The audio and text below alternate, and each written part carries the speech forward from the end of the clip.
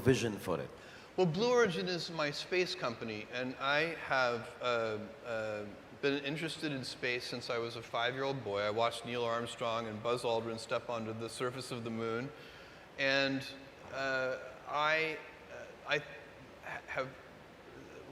believe it's important that humanity expand out into the solar system. I think it's important for this planet.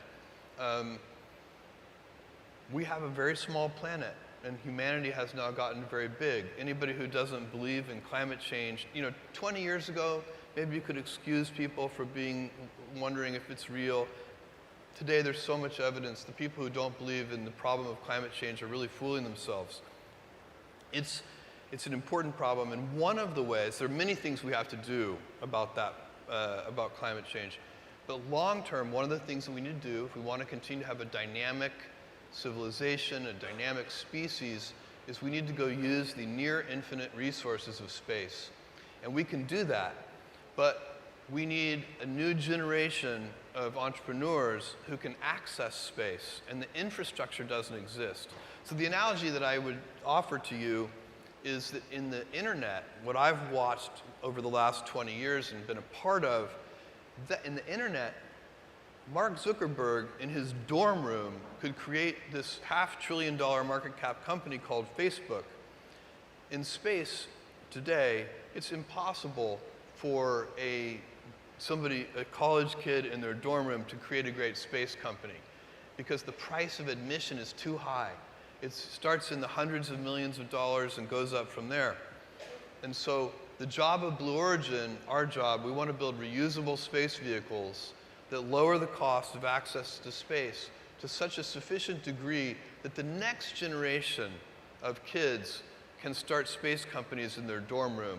And we can have a dynamic thing. And then once that happens, we'll start moving all heavy industry and polluting industry. All of that will be moved to space. And we can zone Earth residential and light industry. And don't forget, this is the good planet. We've been to all of them with robotic probes. This is the only good one. So we do have to take care of it.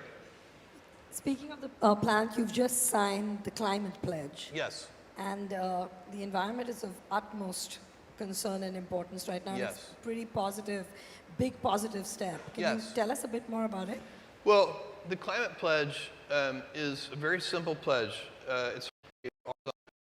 Is there something else? You started all over again at this age and stage, and you took on a different profession.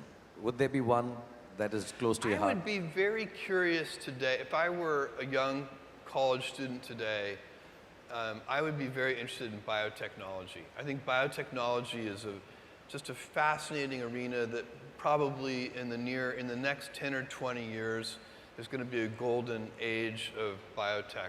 One of the golden ages that's happening right now before our eyes is also artificial intelligence and machine learning. So that's another arena that I would be very interested in. My backup career is I'm a very good bartender. So if all else fails, you'll see me at the local bar and I'll be making your drinks slowly, but they'll be good. They'll be good, yeah. Was that your plan B? That was never plan B.